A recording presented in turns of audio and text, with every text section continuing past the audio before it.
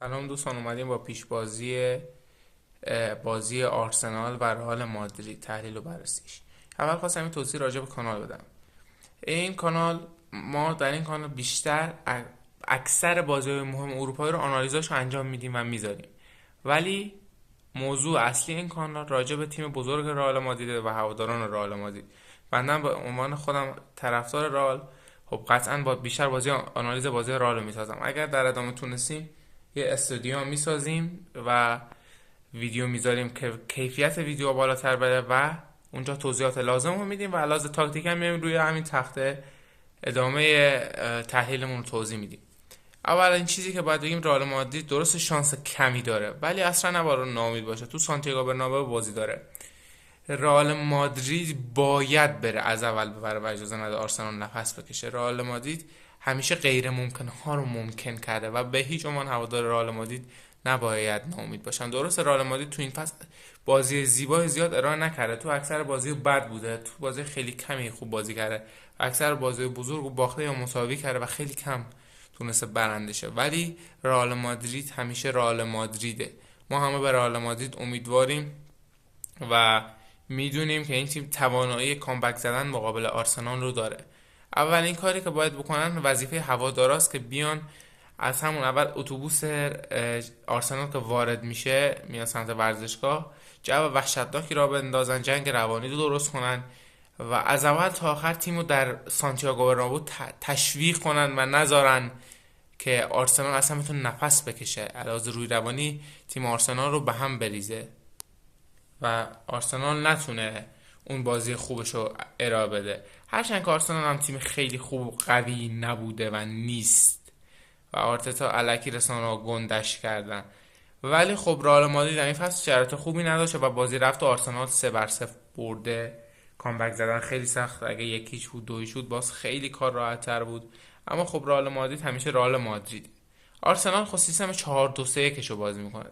سیستم 4-2-3 هم بارها گفتیم در حین بیلداپ تبدیل میشه به 2-4-1-3 و حالا تبدیلش هم بعضی وقتا میکنن به 3-2-4-1.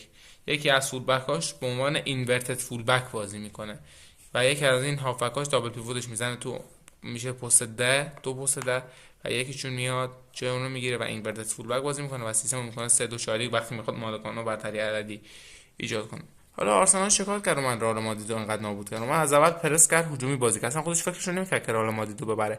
خوش شانس هم بود که دو تا ایستگاهی گل، اصلا آرسنال خیلی وقت بود ایستگاهی گل نکرده بود مستقیم، همیشه سانجنای بوده ایستگاهیاشون ارسال بوده. اصلا دکلن رایس عمرش ایستگاهی گل نکرده بوده. رئال مادرید باید آنجلوتی به بازیکن‌ها بگه اگه روحیه ندارید و واسه برد نمیاید بگید، حتی میخواد امباپه باشه بازیش نباید بده اگه روحیه نداره و نمیخواد بره به جنگ واسه بردن. باید تیم فقط بره برای بردن، از اول پرس کنه، از اول فشار بیاره. خب رئال مادرید 4-3-3 بازی میکنه، باید 4-3-3 بازی کنن. میگیم چه بازیکنایی رو باید بازی بده و منطقی ترین سیستم اینه. و متاسفانه کاماوینگا کارت زرد گرفت و بعد اخراجم شد، حتی کارت اخراجم نمیشد اون کارت زرد محروم بود. دفاع چپ اجباری گارسیا، دروازه‌بان کورتوا، رودیگر، آسنسیو، والورده، شامنی، بیلینگهام، سبایوس. مودریچ نمیتونه واقعا فیکس بازی کنه از اول. وینیسیوس، رودریگو، امباپه باید نوکی باشه که تو باکس بازی کنه، نباید فالساین بازی کنه و بیاد بیرون باکس. رئال حتما باید تو این بازی یک مهاجم تو باکس آرسنال داشته باشه. این با این سیستم باید ورود کنه. حالا در حین تهاجم خب این سیستم تبدیل میشه به 2-3 در حین بیلداپ و تهاجم حتی 2-3-5 هم تبدیل میشه. این دوتا هم میزنن در این به عنوان فوروارد بازی میکنن این دو هافک اگر حتی نیاز بشه، ولی خب بیشتر 2-3 در حین بیلدا و تیم بالا، ولی باید هرم مکوس هم در جای بازی کنه. خب ما باید با پرس سنگینی انجام بدیم، حالا با هر حالتی 4-3 میتونی با انواع اقسام حالتا پرس کنی تیم در. خب سه تا فوروارد داره، به راحتی میتونه حداقل واسه مهاجم پرس کنه. در جایی که نیاز بود بیلینگ ها هم وارد شه، با سیستم 4-2-4 پرس کنه، سنگین، یک پرس بسیار سنگین، های پرس بسیار سنگین. اصلا نباید اجازه بده آرسنال بازی سازی کنه. حالا میگیم همه تیم بکشه بالا، فولبک ها هم بیان بالا، پشت فضا اینا خالی میشه، اونا میان به راحتی گل میزنن. خب به جهنم. آرسنال هم تو این بازی قبل این کارو کرد، اینا رو آورد بالا و امباپه و وینیسیوس و رودریگو اصلا غلطی نتونستن کنن وقتی پرس سنگین باشه و تیم حریف نتونه بیلداپ انجام بده. رئال مادرید اگه پرس نکنه بازنده است، اگه بالا بازی نکنه بازنده است. باید یک گل زود هنگام بزنه تو 20 دقیقه اول، گل بزنه، رئال به راحتی برمیگرده و به راحتی آرسنال رو میتونه حذف کنه. اما اگه نزنه و خودش گل بخوره، کار بسیار برای سخت میشه، بسیار بسیار سخت میشه و باید ببینیم چی میشه.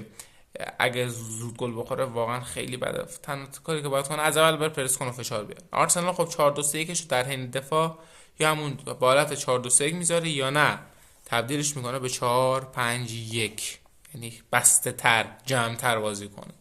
یا نه باید ببینیم میاد 3-2-4-1 بازی میکنه، یعنی 4-2-3-1 رو تبدیل کنه به 3-2-4-1 یا همون 4-2-3-1 یه حالت هجومی رو مالکانه. و من حس میکنم آرسنالم نمیاد از اول محکم بشینه تو دفاع، دوست داره یک گلونم بزنه هر جور شده، حالا یا روز دم یا روز ضربات ایستگاهی و کرنرها. آنجلوتی باید از تیم و لحاظ روحی روانی به جز تاکتیکی، از لحاظ روحی روانی باید یک چیزی رو به رئال تزریق کنه که بهشون بفهمونه که رئال فقط باید بره ببره، باید بره کامبک بزنه. خب مگه نشده لیورپول 3 به بارسا بازی رفت و برگشت 4 تا به بارسا زد. روم همین کار رو به بارسا کرد، یا بارسا به پی اس جی بازی رفت و باخته بود، بازی برگشت چند تا گل زد و تونست برگرده. و کی از رئال مادرید بهتر که این همه کامبک داشته جلو پی اس جی، جلو من سیتی، جلو بایر مونیخ، همین چند فصل اخیر جلو یوونتوس، و به راحتی میتونه ورق بازی رو برگردونه. این تحلیل کلی بود، پیش بازی بود و ما باید ببینیم در بازی چی میشه و دو تیم چه سیستمی رو بازی میکنن.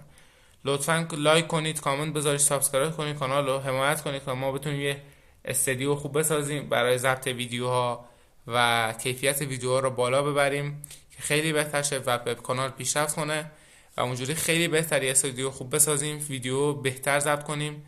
خودم اول میام توضیحات رو میدم و بعدش میام روی تخته آنالیز توضیح میدیم، یا نه کلا توضیح میدم فقط اونجا و اصلا نیازی به این تخته نباشه که کیفیت کار بره بالاتر.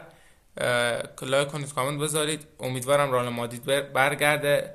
حالا مادرید همیشه برنده است و امید پیروزی تیم بزرگ و با اصالت رئال مادرید. امیدواریم که رئال برگرده و همون 20 دقیقه ابتدایی یه گل بزنه. ما به این تیم امیدواریم.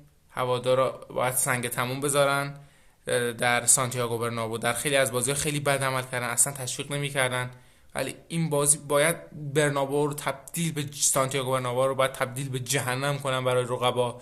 بازیکن‌ها باید جونشون رو برای این بازی بذارن. آنجلوتی باید علاوه روی روانی تیمو جمع کنه و بهشون بفهمونه رئال مادرید باید ببره. لایک کنید، کامنت بذارید، سابسکرایب. خدا نگهدار.